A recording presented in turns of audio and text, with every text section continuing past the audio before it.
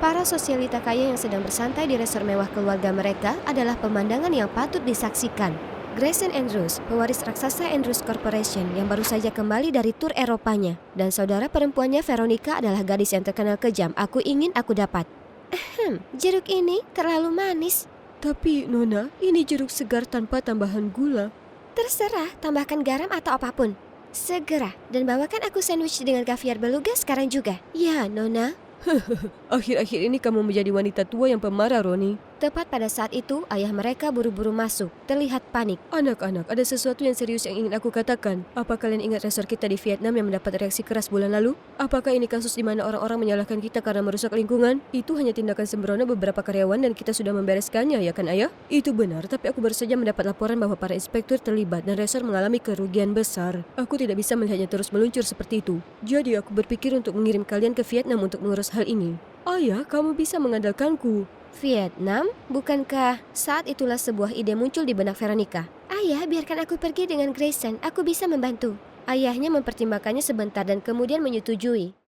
Oh, Vietnam, ini saat yang panas. Tentu saja aku punya alasan tersendiri untuk berada di sini lagi. Dan inilah alasanku.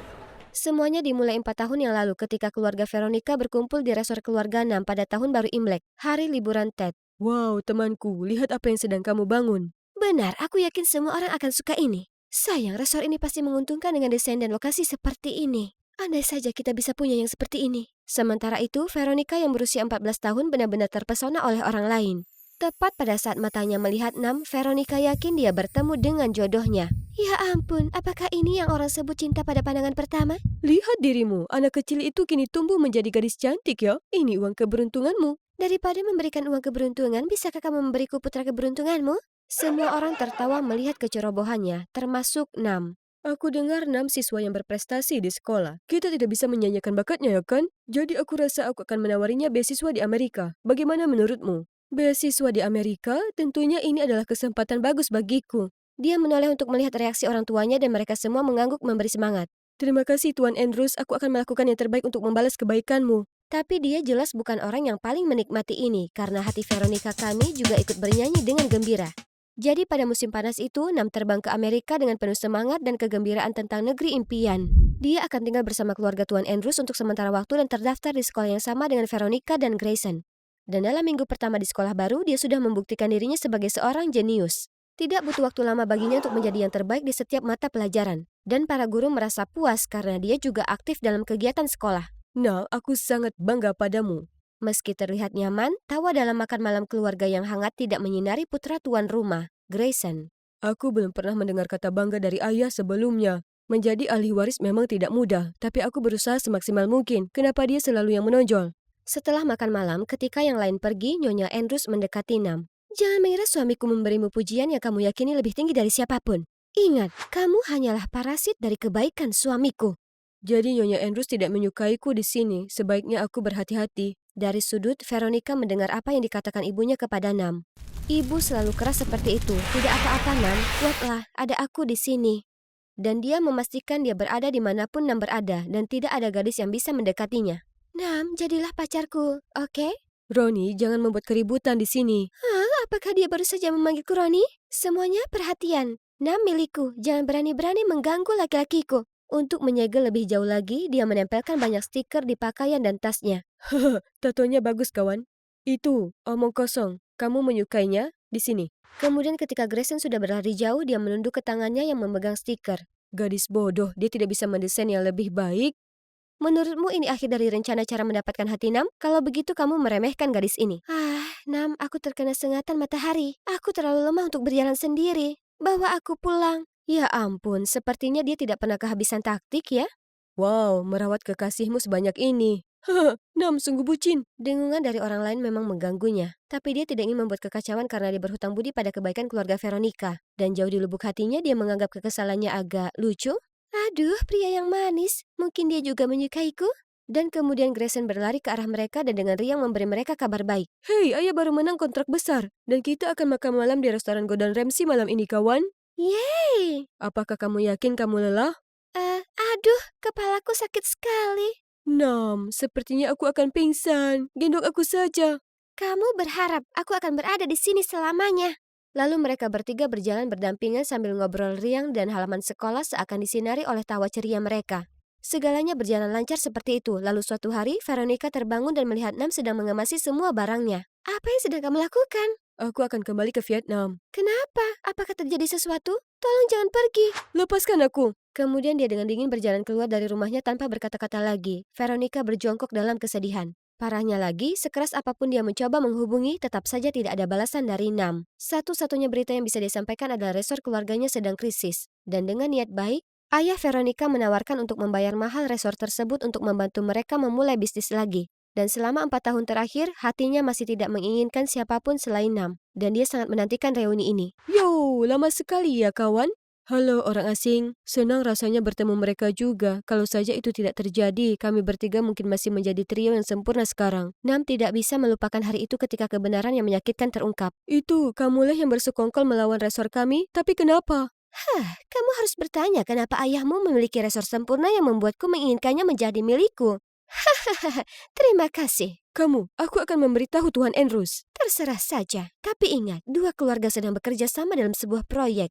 Coba kita lihat, kalau kita cabut, siapa tahu keluargamu bangkrut. Kamu memang menginginkannya ya? Nam merasakan kemarahan yang mendidih di tubuhnya, begitu pula perasaan tidak berdaya. Tepat pada saat itu, dia melihat Veronica pulang dan langsung menempel pada ibunya. Bu, ada spa baru di pusat kota. Apakah ini menunjukkan waktu ibu anak bagimu? Tentu saja, apapun yang kamu inginkan. Mereka semua sama, memanjakan sosialita kaya yang menganggap dirinya di atas semua orang. Dan tepat pada saat itu, dia menyadari bahwa dia tidak bisa berada di sini lebih lama lagi. Xin Chow Nam, apa kabarmu? Kamu merindukanku? Tapi Nam dengan dingin berbalik ke arah lain. Sepertinya seseorang baru saja diabaikan. Dan sepertinya seseorang ingin catatan kematian? Tidak apa-apa, dia hanya malu. Aku akan tinggal di Vietnam untuk sementara waktu dan pasti menjadikannya pacarku. Nam, kamu tidak bisa lari dariku kali ini. Tapi Nam sangat gila kerja, dan dengan kehadiran Veronica, dia malah terjebak di kantor sampai larut malam. Kalau terus begini, bagaimana aku bisa merayunya? Hanya ada satu-satunya cara. Setelah kejadian itu, keluarga Nam berhasil membangun sebuah hotel kecil, namun menarik banyak wisatawan. Sore itu, Veronica datang ke sana, lalu menerobos masuk ke ruang kantor. Oh, hai, maksudku, halo. Hai, ayah menyuruhku pergi ke sini untuk belajar bisnis, tapi Grayson tidak memberiku apapun. Tolong izinkan aku membantumu di sini. Apa yang kamu mau sekarang? Nam hanya ingin kedamaian dari Veronica, tetapi segalanya tidak berjalan mudah. Ayo nak, masih ingatkah kamu saat keluarga kita kesulitan, keluarga Veronica bersedia membantu kita? Membantu apanya? Andai saja kamu tahu. Oke, tapi jangan membuat kekacauan di sini.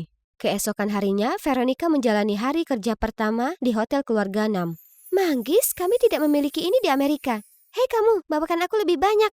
Teman-teman, bisa kamu bawa kere ke sini? Aku tidak ingin menjadi cumi-cumi yang terbakar. Bukankah kamu sudah memberitahuku bahwa kamu ingin belajar? Kemudian Nam memberinya banyak tugas sehingga dia hampir tidak punya waktu untuk bernapas. Astaga, aku tidak perlu angkat jari di rumah dan sekarang aku melipat selimut? Dunia menjadi gila. Lalu dia mengibaskan spray, namun entah mengapa handuk itu menutupi kepalanya seperti yang ada di film A Ghost Story. Mari kita lihat. 1, 2, 3. 1, 2, 3. I'm sexy and I'm know it. Sedikit yang dia tahu, ada seseorang yang tidak bisa menyembunyikan senyumannya melihatnya membodohi dirinya sendiri. Dia tidak banyak berubah. Hei, apa yang kamu lakukan? Lakukan dengan benar. Kemudian, Veronica menyeret tubuhnya yang sakit kembali ke resor keluarganya setelah hari kerja pertamanya. Aku tidak bisa merasakan tanganku lagi, dan kakiku sakit saat berlarian. Berhentilah merengek, Roni. Ini tidak sebanding dengan apa yang aku lakukan hari ini. Merencanakan strategi, mempromosikan layanan, bla bla bla. Grayson berbalik dan melihat adiknya sudah tidur seperti kayu. Dia dengan lembut menyelimutinya ketika dia menerima panggilan telepon dari ibu. Hai ibu, aku baik-baik saja. Tidak perlu khawatir. Hei, kudengar hotel keluarga Nam baik-baik saja kan? Tapi saat resor kami menderita, kebetulan tidak dapat menjelaskan hal ini dengan tepat. Grayson, aku yakin dia merencanakan ini untuk membalas dendam atas masa lalu. Menurutku dia tidak sebanyak itu. Ngomong-ngomong, Bu, kamu masih membencinya setelah bertahun-tahun itu? Aku benci ayahmu yang selalu membandingkanmu dengan dia. Kelas rendahan ini tidak akan pernah sejajar dengan anakku, kan? Apa yang ibu katakan tidak berhenti di hati Grayson. Benar bahwa ayah selalu menganggapnya lebih daripada aku, bahkan ketika dia kembali ke Vietnam. Ayah masih berbicara tentang Nam yang ini dan Nam itu. Keesokan paginya, Veronica bangun dan ketakutan karena dia ketiduran lebih dari 2 jam. Saat datang ke hotel, dia menerima tatapan tajam dari Nam dan daftar panjang tugas yang sepertinya tidak ada habisnya. Astaga, aku harus melakukan ini sampai kapan? Selesaikan dan kita akan keluar untuk makan siang. Mendengar hal itu, Veronica rajin membersihkan setiap sudut hotel, memastikan tidak ada setitik pun debu yang tersisa. Yeay, ayo makan siang. Hah? Tapi kenapa kamu ada di sini juga? Mau menjadi orang ketiga? Kemudian mereka pergi ke toko lokal yang menjual nasi ayam, yang tentunya di luar dugaan Veronica. Apa-apaan? Makan? Di jalan? Nam, aku tidak suka tempat ini. Aku sudah berkeringat seperti anjing. Pergi ke restoran dan traktir aku stik daging sapi. Jika kamu tidak suka maka jangan makan. Jangan khawatir, aku akan mengurus piringnya. Ayo, ayo. Oke, tapi kamu harus memberiku makan. Merasakan tatapan orang lain, Nam tidak punya pilihan lain selain bertindak. Pada sendok pertama, Roni tidak menyangka ledakan rasa ayam yang lembut dan empuk serta kuah pada nasinya. Dia segera menggali piringnya dan menyelesaikannya dalam hitungan detik. Pelan-pelan, tidak ada yang akan mengambil makananmu. Lalu dia dengan lembut menyeka nasi di pipinya, membuat jantungnya berdetak kencang. Kemudian, Veronica dan Nam berjalan-jalan di sekitar Sungai Han. Kamu bertanya tentang Grayson?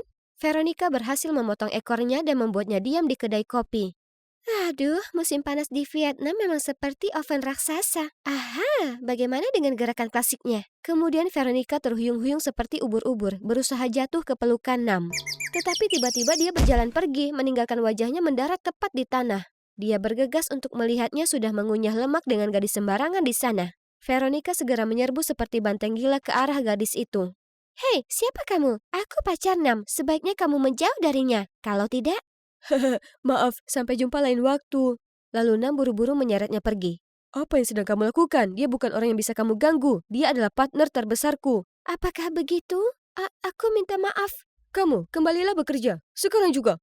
Kemudian Nam menyusul Grayson di sebuah kedai kopi di tepi sungai. Adikku sedikit menyebalkan, kan? Sebagai kakaknya, aku minta maaf padamu. Sebagian besar dia baik-baik saja, tapi terkadang... Ya, kamu tahu.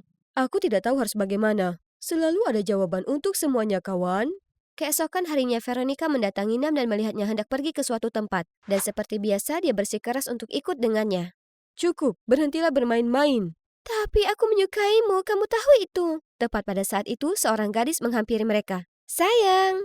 Segera, Nam berbalik dan menariknya ke dalam pelukannya. Ini dia. Lalu dia mencium bibirnya dan Roni membeku di tempatnya.